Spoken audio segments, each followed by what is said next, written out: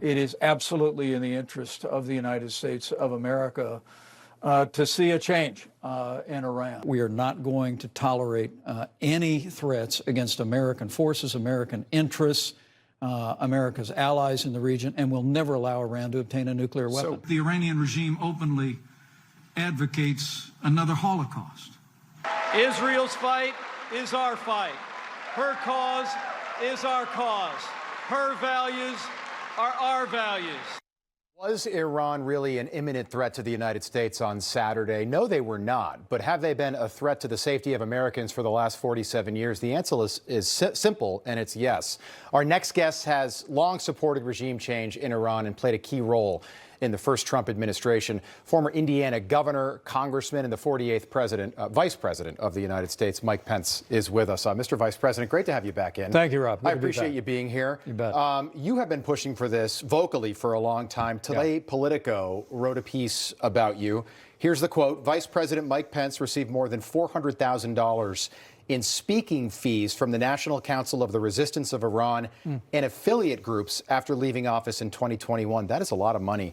Are you being paid by Iranian opposition groups to push this regime change in Iran? Oh, heavens no.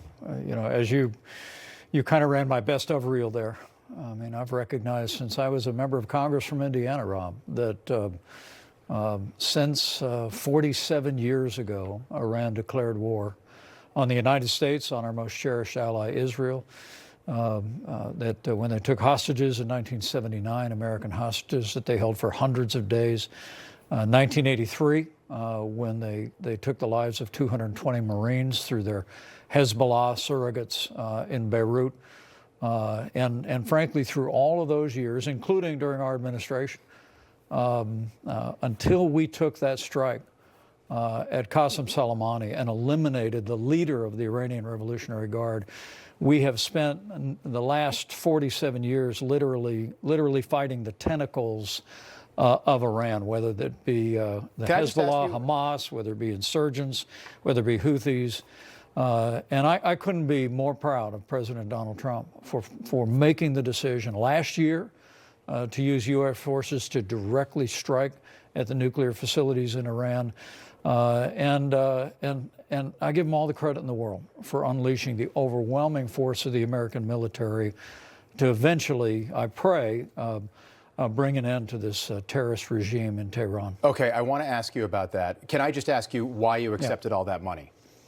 Well, look, I have made it clear that I stand with the people of Iran who believe in a free and democratic and non-nuclear future. So that's what these speeches were. And they were speeches pushing for democracy in Iran. Absolutely. Okay.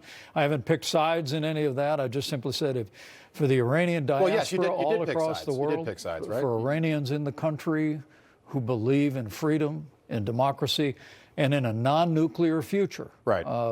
We want to make it clear that the people of America stand with freedom. But it's okay to admit that you picked a side, which is you're for democracy in Iran. I don't think that's 100%, controversial to admit. Okay. Right. You wrote a piece in the Washington Examiner. You said, quote, the president must continue to provide our military with the resources and unified support necessary to achieve lasting victory over the terrorist regime in Tehran. Excessive restraint applied before victory is secured will be mistaken for weakness, which will only invite further aggression.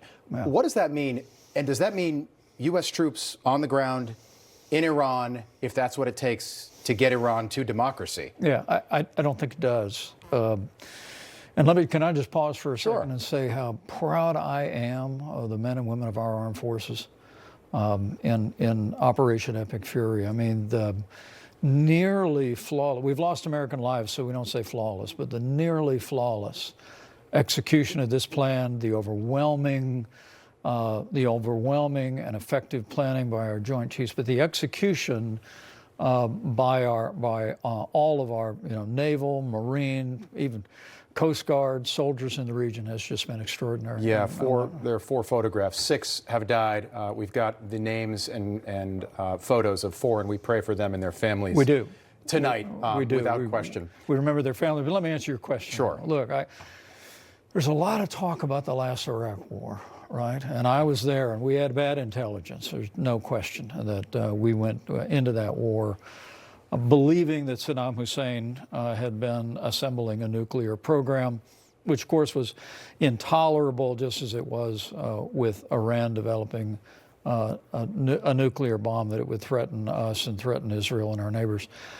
But the war that I think we ought to think about is not the first Iraq War. I think it's the Persian Gulf War, where President George Herbert Walker Bush marshaled the level of resources, military and otherwise, in the region to move in 1991 with overwhelming force. Didn't go all the way to Baghdad, which set up what happened in 2003. No, Rob, but I think you put your finger on it. I think that's the lesson. Didn't go all the way to Baghdad. Let me just, Mr. Vice President, on this one, you off. We have got to finish this job. I know they're moving. So does heavy. that mean boots on the ground, though? No, I don't think it will. Look, there's people that say you got to have boots on the ground to bring it to bring a country to heal. Well, and there were people that were pushing for that in your administration, the first Trump administration. I know those voices, but I'm talking about continuing the kind of heavy, strategic, targeted bombardment against the military and security infrastructure.